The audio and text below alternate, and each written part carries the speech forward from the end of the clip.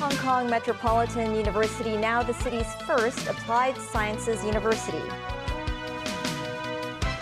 The observatory forecasts 5 to 8 tropical cyclones in the vicinity of Hong Kong this year. And Indonesia's former defense minister formally announced winner of the presidential election, but rival candidates contest the result.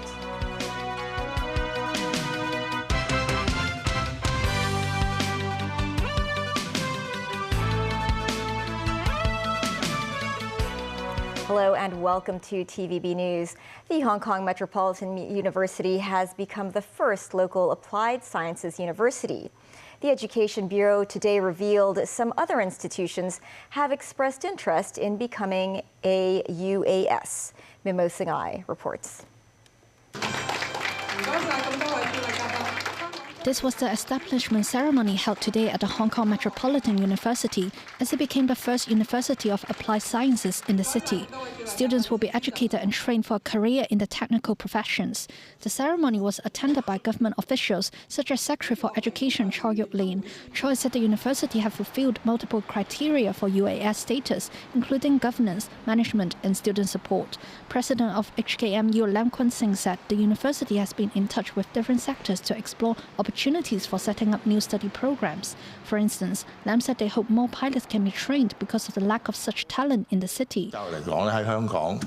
Lam added the public should change its thinking that studying for applied subjects is a second choice. Promoting universities of applied sciences were mentioned in the government's policy address last year, aiming to enhance the status of vocational and professional education. Deputy Secretary for Education Esmond Lee revealed that other institutions also hope to become a UAS.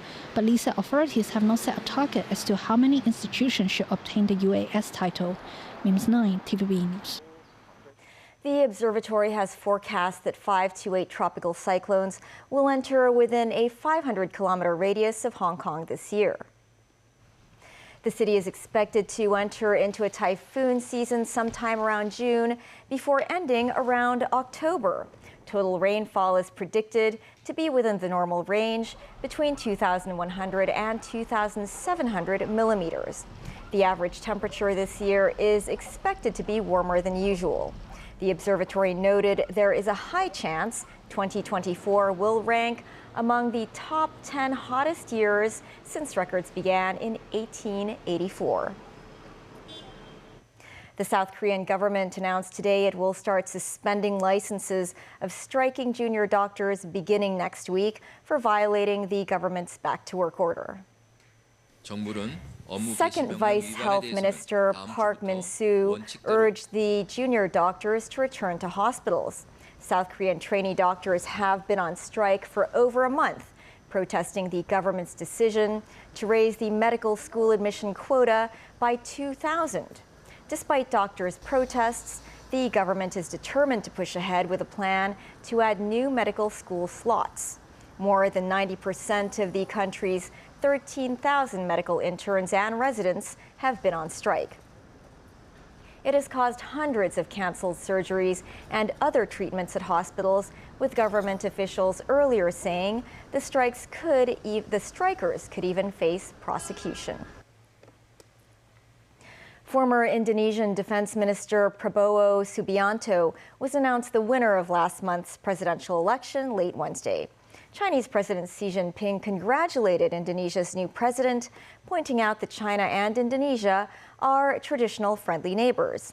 Subianto was running against two former governors who have contested the result in court over alleged irregularities. Tracy Furness has more. One of the world's largest democracies has a new president. Former Defense Minister Prabowo Subianto beat out two former governors for the top job, receiving 58.6% of votes. He included a last-minute running mate, the populist son of President Joko Widodo. Subianto said, "We have been elected by the Indonesian people, and the mandate of the Indonesian people is now in our hands, and I will be president, the government for all Indonesian people." Former Jakarta Governor Anies Baswedan, who received 24.9% of votes, called on the Constitutional Court on Thursday for an election rerun, citing irregularities. He called for the exclusion of Widodo's son as vice president, whose last-minute inclusion unfairly swayed the vote. This was backed by a third presidential candidate, Central Java Governor Ganjar Pranowo, who received 16.5% of the vote. Their legal team said Subianto's victory was the result of interference by the administration. While many were happy with the results as crowds on Jakarta's streets were singing and dancing, 5,000 police officers were on alert in the capital anticipating protests. Meanwhile, Chinese President Xi Jinping congratulated Subianto, saying the two sides have opened a new chapter in building a China-Indonesia community for a shared future. And the US State Department said Washington looks forward to partnering with the president-elect. We extend our sincerest congratulations to the Indonesian president-elect. Under our comprehensive strategic partnership, we're going to work hand in hand to better deliver for the future of our citizens, and we look forward to continuing to engage on that and partnering with the president-elect and his administration when they take office in October. Tracy Furness, TVB News. U.S. Federal Reserve officials signaled they still expect to cut their key interest rate 3 times in 2024. Despite signs that inflation was surprisingly high at the start of the year, the Fed predicted fewer rate cuts in 2025 and slightly raised their inflation forecasts. After ending their latest meeting, the officials kept their benchmark rate unchanged for a 5th straight time. Still, Fed Chairman Jerome Powell noted inflation is still too high and that the path forward is uncertain. As labor market tightness has eased and progress on inflation has continued, the risks to achieving our employment and inflation goals are coming into better balance. We believe that our policy rate is likely at its peak for this tightening cycle, and that if the economy evolves broadly as expected, it will likely be appropriate to begin dialing back policy restraint at some point this year. The economic outlook is uncertain, however, and we remain highly attentive to inflation risks. According to a law enforcement report, Angela Chow, a shipping industry CEO and sister-in-law to U.S. Senate Minority Leader Mitch McConnell, was intoxicated when she drove into a pond and died last month in Texas. Chow died on the night of February 10th after having dinner with a large group at a ranch west of Austin. The investigation report said a friend of Chow told detectives that the 50-year-old called her at 11:42 p.m. and said the car was in the water and she was trapped inside. The report also said when law enforcement officials and firefighters arrived, they went into the water and attempted to enter the vehicle. They broke the window on the driver's side and pulled Chow out of the car and brought her to shore, where she was pronounced dead at 1:40 a.m. The investigation by the Blanco County Sheriff's Office concluded Chow's death was an unfortunate accident, and her blood alcohol level was nearly 3 times the state's legal limit. Chow was the chair and CEO of her family's shipping business, the Foremost Group, and the president of her father's philanthropic organization, the Foremost Foundation.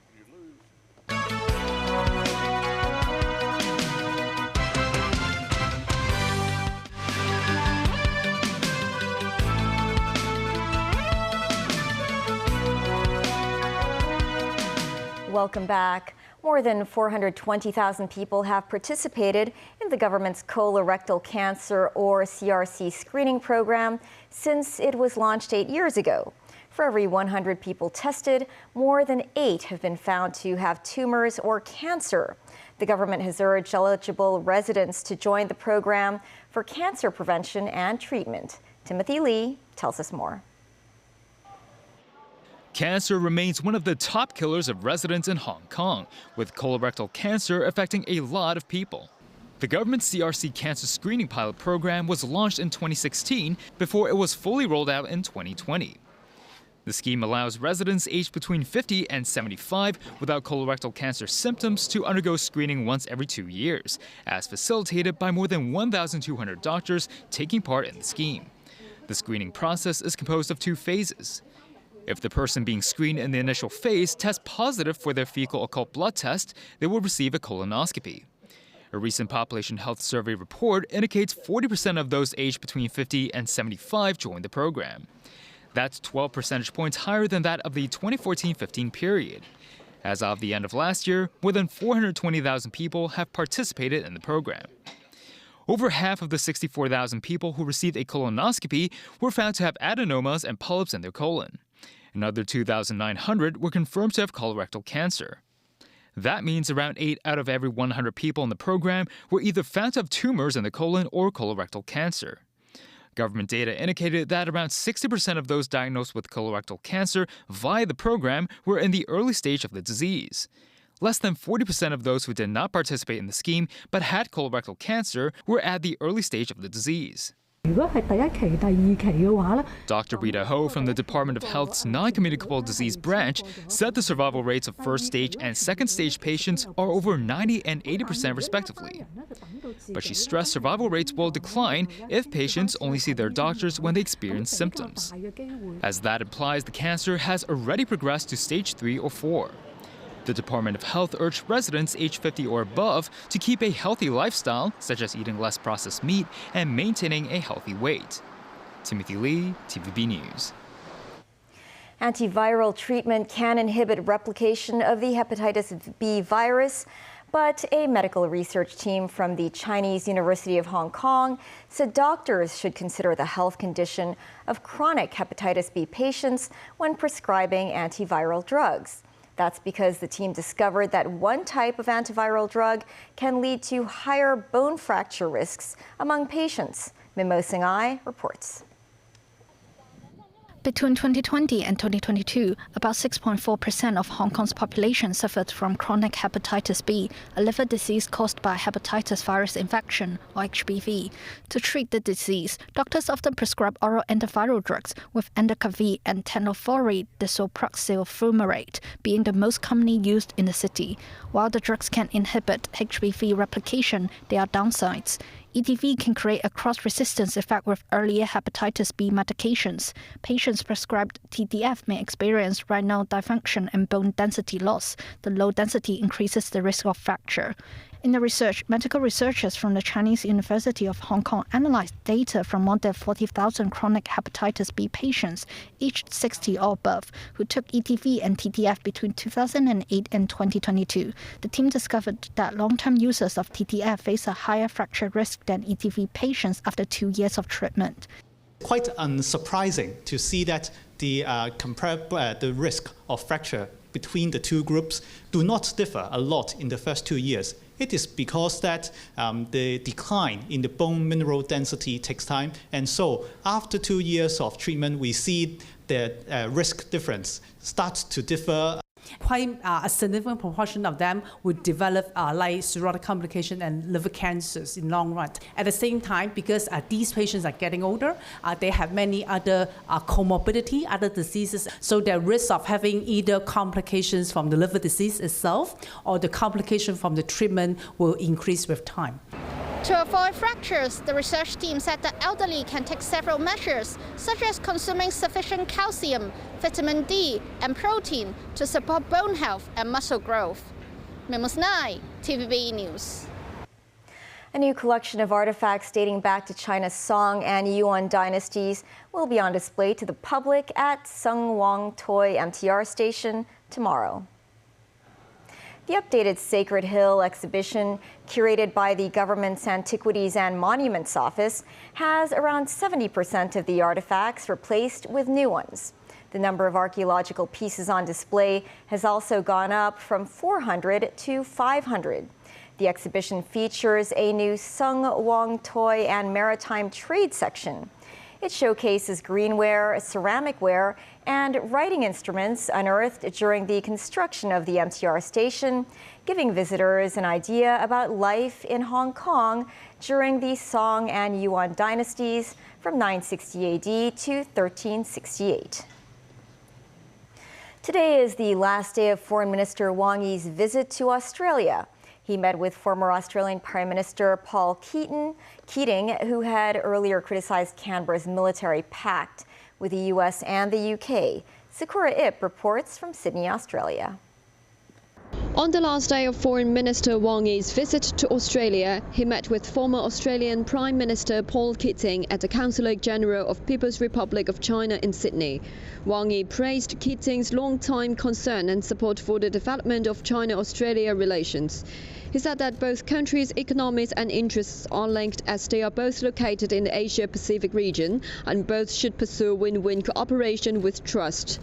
He also said Australia should set up policies based on its own fundamental interests, given that it's an ally of the United States and a partner of China. Keating, who served as Prime Minister of Australia from 1991 to 1996, has criticised Australia's security partnership agreement with the United States and Britain. Wang Yi then also met with New South Wales Governor Stephen Collins. Foreign Minister Wang Yi said he's most impressed by how supportive all Australian sectors are on the strengthening of bilateral relations and cooperations in various fields. He will conclude his 5-day trip to New Zealand and Australia and head back to China this evening. An Australian academic believed that Wang's visit is a positive sign of relations between the two countries. It also prepares for Chinese Premier Li Qiang's possible visit to Australia later this year. These are positive steps, and it's time they happen, because you can't really deal with your biggest trading partner at a great distance and by not talking. It starts to kind of whittle away from the relationship that you have, and of course you want a relationship that has potential to grow and where you have a degree of mutual trust and confidence. He also expects the two countries to collaborate more on trade, investment and technology. Sakura Yip, TVB News, Sydney. That's the news. Thanks for watching. Bye for now.